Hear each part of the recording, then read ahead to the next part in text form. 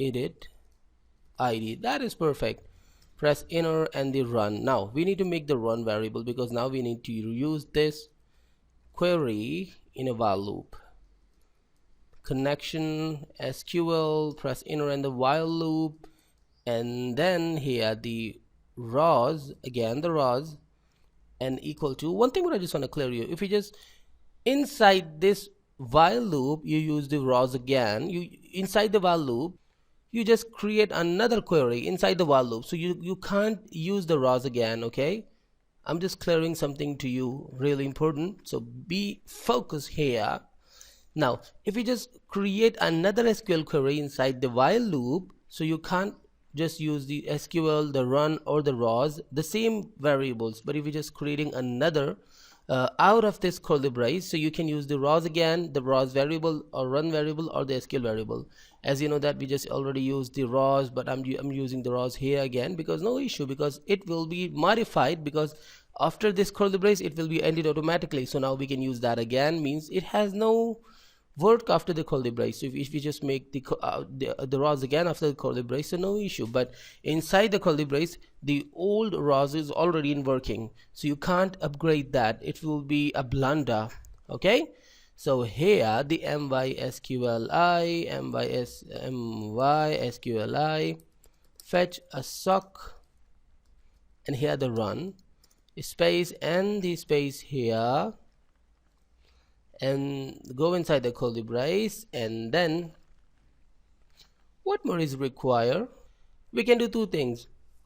Select the data which is coming from the users variable, users table, where the UID will be matching. For example, if I just click on this edit ID, so the edit ID is 2, so now the matching data will be this, the Michael, I should browse this again now, the Michael ABCD 654 etc. That means the row number 2 will be in a matching. Okay, so we can do two things: collect the data and save into the variables. I'm going to show the both methods for now. The dollar, the user equal to the dollar rows.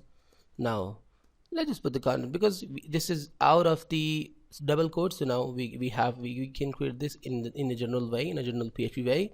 And here you can see that here this is the single quotes. You can use double quotes also because there is no double quotes around it. Now I'm just gonna put here the name. This name is coming from the database, this name, that name. Okay, now here I'm just saving the users, the name coming from the database in a users variable, user variable. So go there and just make the value. You know that we have to put some values in it, in this form, in edit form, which is really necessary for now. And then the value is coming from the PHP, so exactly we need to use the PHP tags on every input element, as I said to you before. The PHP, this one is a single method, and then we have to echo as well the user. And now what is the user? The user is coming from this one, so go to the browser and refresh the page. Now the Michael, if I just click on the mark, so the mark is there. If I just click on number 3, so that the value of the number 3 came here, you can see the Shazab. That means it's working perfectly, but it won't work if you just have a lot more results. You know that here we're just bounding on a where, on a UID. That means we are just only getting a single result, a single row. If you are trying to get select all from users, means without any where clause, so you will be getting all data from the users table. So you just can use this technique, the user, making the user out of the curly brace and using that out of the curly brace, making the user variable inside the curly brace and using out of the curly brace. This is only happens when you are using a single result. If you have a lot more, so only the top one will be showed. Just why? Because you know that inside the curly brace everything is in a loop, means duplicating, but out of the side it's not duplicating. So for example, you have 10 results like this one are 3 results, like the bottom one I'm going to show you, like that one. Yeah, you can see that this while loop here, yeah, you have here in this while loop, this C and this row name is duplicating 3 times, but here it's duplicating only 1 time. Just suppose it's duplicating 3 times and saving the user 3 times, but here it's not duplicating, the form is not duplicating 3 times, so it will be shown the first result only. So by the way, This one is a single method. I'm going to teach you the second one as well. So for now, I'm just putting the value here, the echo, the PHP and the echo, and the next one, we just didn't create the next one. We have to create the next one first. So press enter and the email and ROS email, save and go there, and here this is the email. Yeah, the same word, the email. Okay, so go there, the email has been saved, and here we just need to print out this variable, the email, and save and go to the browser back and refresh the page. So now the gdskhm, if I just click on the mark, so the abc@abc.com, that means it's working perfectly. So well, what more we need to do? We just simply need to get the password also. The second method is pretty simple. You actually know already about that. Just simply go there and make the echo. I'm just gonna guide you some outlines for that. Just simply, that make the whole form inside that. They cut that whole form inside that, but you can't use a double quotes. You have to use a single quotes for that. Okay, for the name, for the type, for any kind of attribute of the HTML, because the main tag, the main code is a double quote here in a echo. So then you just don't need to use these PHP tags just and the echo as well. You just simply need to call this user, or instead of calling the user, you can directly call the ROS. So now this is pretty simple, and I think what we should do as the next step of us, just press enter, and then the next one is a password ROS password. This password is coming from the database. Password, save and go to the browser to check that out. This is a password and the date and the contact number. The password, then press enter and the date, the ROS, and I'm gonna use the date here, the contact number, ROS, contact number, save, and I'm just gonna go to the browser to check that out. Yeah, the contact number has an underscore. Now save, and there the value again. Yep, that is perfect. Now here the PHP tags, which are really necessary, and then the password variable. We just cleared this password variable here, already. Now for the next one, I'm just creating another value. The data I'm just adding as the I cannot create that without using the PHP. The contact number. Perfect. The next one is a submit button. So where is the date? Copy that, press enter. I think we should not update the date. The date should be automatic. Remove the date for now. Save and go to the browser and refresh the page. Okay, now you can see that all the content is here. Why I'm not updating the date? Because here in this form I'm not creating the date. Okay, the date is actually creating automatically by using the PHP function, this one. So I think that is already perfect. So well, go to the top again, and what more I'm gonna do is to this one, that one, the insert new user has the button name submit user.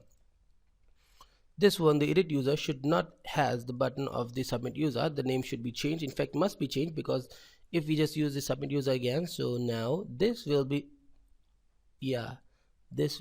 overloaded, or override, you can say. Basically this function will be used again, and here we are not updating, we are just inserting new raw, that the function here, the query here we used.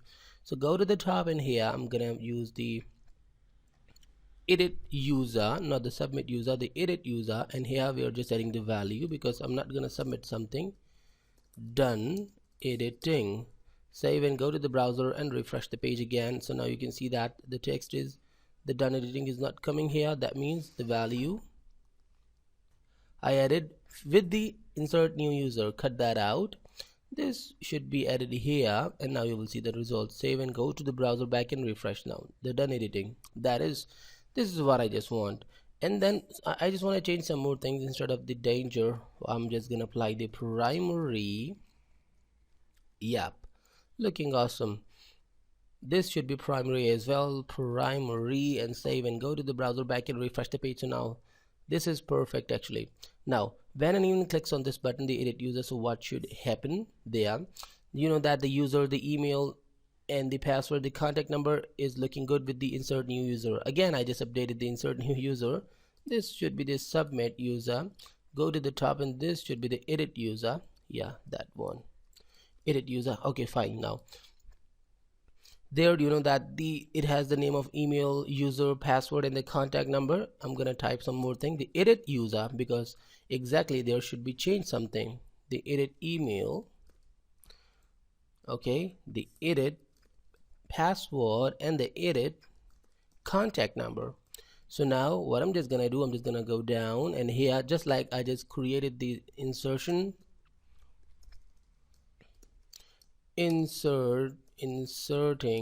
new user, and here the deleting new user, and the next one is the updating, or you can say, or editing an existing user.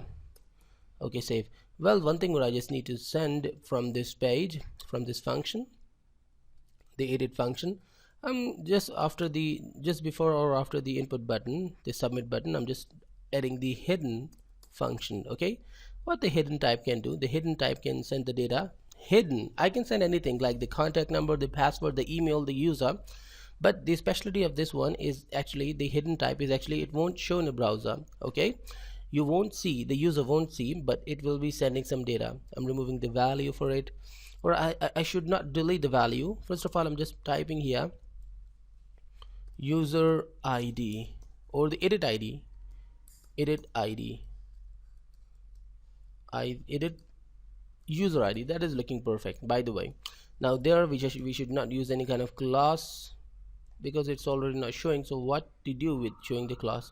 And here, instead of the done editing, I'm just gonna show the echo and the $sign. Before adding the dollar here, you know that we're just getting this edit ID.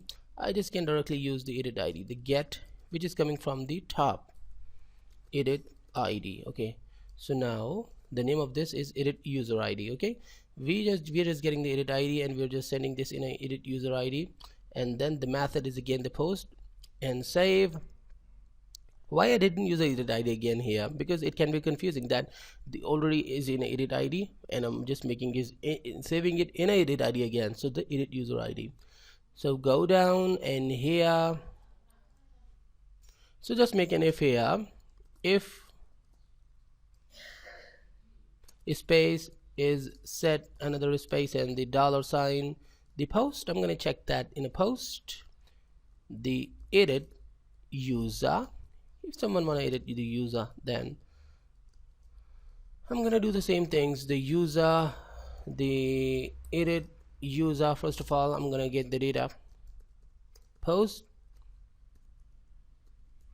edit user, and in the same way I'm gonna get the data, edit email, the edit password, all the data which is sending by user from this form, this one, the edit form. Okay, the edit user by using this name, and the value, what will be the value? I'm not gonna put the value will be like that. But yes, when anyone clicks on these button, exactly they has their values, some values, but we can overlap the values. For example, instead of the mark, I can type the Marquis, I can type the Jonathan, I can type the Laura again, whatever. Okay, so if I just type any other value, so this value will be overridden, and that value, the user written value, will be more valuable. So by the way, go down and I'm gonna put the data here. I think I should put the data in the next class. You just need to understand the logic of this class, and in the next class we'll continue that because the class is going a little lengthy. So stay tuned and goodbye.